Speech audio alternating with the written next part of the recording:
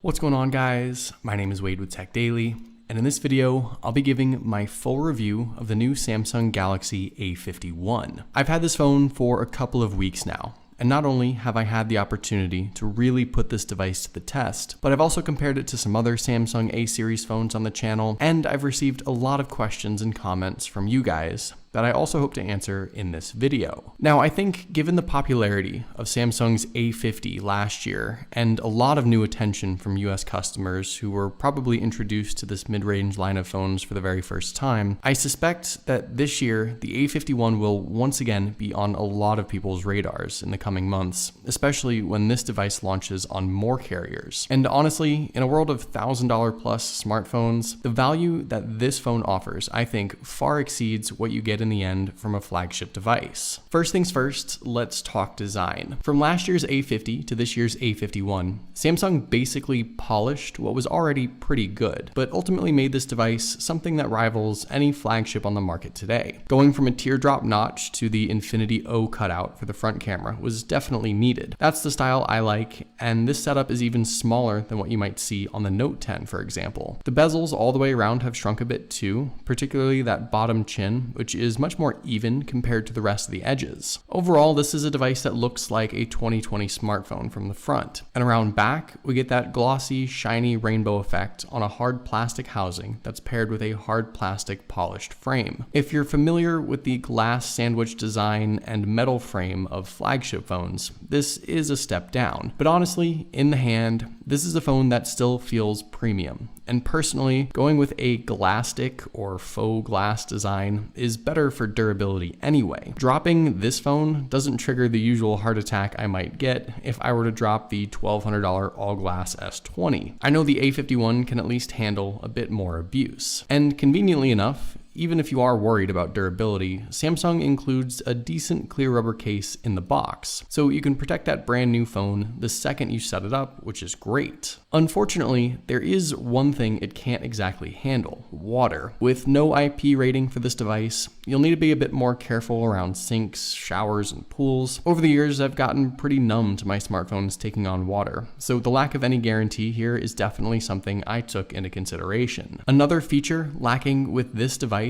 is wireless charging. Now, personally, I couldn't care less. Wireless charging is not something I prioritize, so I don't consider this a negative at all, but I know a lot of people consider it a significant missing feature for whatever reason. Taking a look around the rest of the phone, there are a couple of other things worth pointing out. You've got your usual button placement for the power and volume switch, and a dual SIM and SD card tray off to the left. At the bottom, you'll find a headphone jack, which is much appreciated, and you do get a pair of earbuds in the box too, which is nice. And there's a USB-C charging port down there as well, and one single speaker. And honestly, if I could pick just one thing to improve on this device, it would be that speaker. In general, it's good, not great, a bit muffled the louder you go.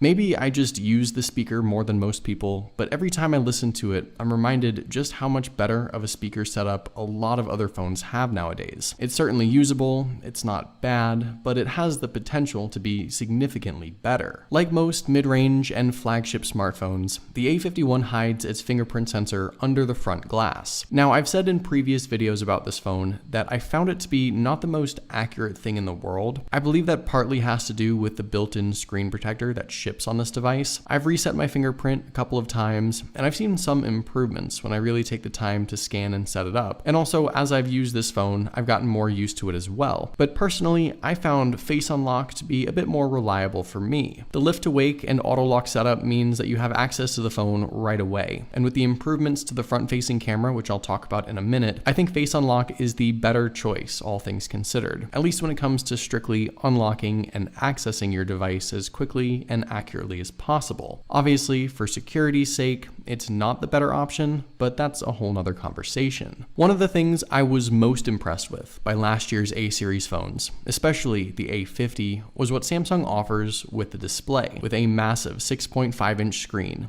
an excellent screen-to-body ratio like I mentioned earlier, and it's a Super AMOLED panel. Sure, it's only 1080 resolution, but the bright, bold colors excellent detail, and flawless viewing angles make this a device that I think can really wow people when they see it. I think the screen itself is probably the most underrated and underappreciated aspect of Samsung's A series line altogether. Now, no, obviously it can't compete with a flagship device, but at the end of the day, this is a phone that offers probably the best viewing experience for the price. And that's something that also extends to the A51 and likely all the other new A series phones that Samsung plans to launch throughout the year. Inside, the A51 is powered by Samsung's own Exynos 9611 chipset, which is a slight step up from the 9610. But I'll say up front that if you're buying this phone specifically for a performance boost over the A50, you'll likely be disappointed. The GPU is the same Mali G72 we've had for a while, and you've got the same RAM options to choose from, either 4 or 6 gigs. So the phone I have here is the standard 4 gigs of RAM device,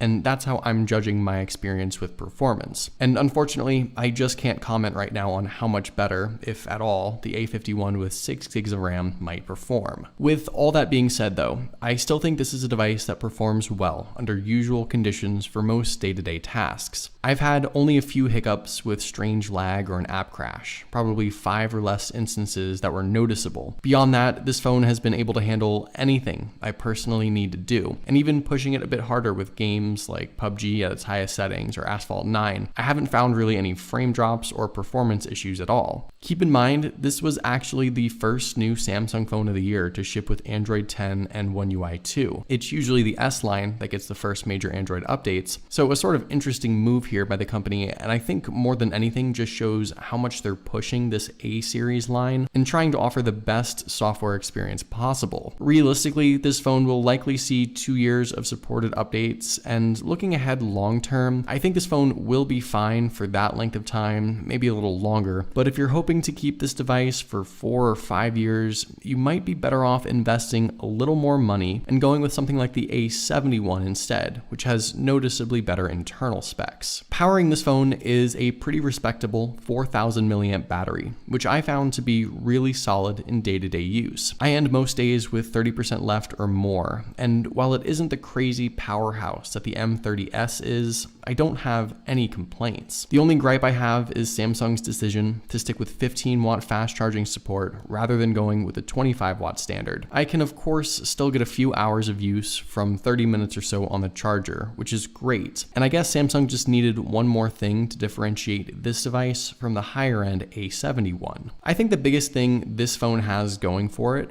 has to be the camera capabilities. It's pretty widely known that mid-range and budget phones really tend to fall short with pictures and videos, but Samsung's efforts in improving that experience with the A51 definitely paid off. Hardware-wise, we get a crazy 4-lens setup, which includes an upgraded 48 megapixel main lens, a 12 megapixel ultra wide, 5 megapixel depth sensing camera, and a brand new 5 megapixel macro lens. Right off the bat, let me just say that the macro lens is pretty gimmicky. Not only is it buried in the extra options, I don't think it's even really all that useful. Taking super up close pictures might be fun for like a minute, but I don't know that you'll be using it all that often. The rest of the camera setup though is really quite good. I've snapped dozens of pictures now with this phone over the last couple of weeks, and I haven't been disappointed at all. With the standard lens, I found that pictures had great color balance, a fair amount of detail, and overall, no matter the lighting conditions or subjects, I couldn't find that much to critique. The only disappointing aspect of the cameras had to do with the wide angle lens. It tended to lose a lot of the shadows and dark areas for whatever reason, but it still offers a decent picture, all things considered. Overall, as long as you aren't directly comparing these results to some $1,000 flagship, you won't be disappointed. Like I said, these mid-range phones haven't always offered a lot with the camera quality, but Samsung went ahead and made some great improvements. In regards to video quality, there's definitely some potential here, at least filming in 1080p with the extra video stabilization option enabled. The focus tracking isn't amazing, as you can see, and when you bump up to 4K video recording, which doesn't support the extra video stabilizing, you lose a lot of stability, which is unfortunate. Overall though, I don't think the camera improvements found with pictures translate all that well to the video recording, and it's probably the biggest weakness, at least with the camera capabilities specifically for this phone. Up front, Samsung really made some solid improvements with the selfie camera. We get new hardware, a 32 megapixel f2.2 aperture lens, lens and a new capability, 4K video recording, which is a pretty high-end option on a front-facing camera. The front camera on the A50, in my opinion, was not all that great, and with the A51, I think we're seeing the improvements we needed for sure. So here are all my final thoughts on the A51. I think especially here in the US market, this device is far and away the best value smartphone that you can buy right now. Internationally, with Xiaomi and Realme and some other brands offering solid options, the choice is tougher. But I suspect that this device will once again be incredibly popular in the coming months when more carriers offer it and it's more widely available. Now, I still think I prefer the A71 over this device for the long term, but for the price and the value, the A51 is an awesome choice,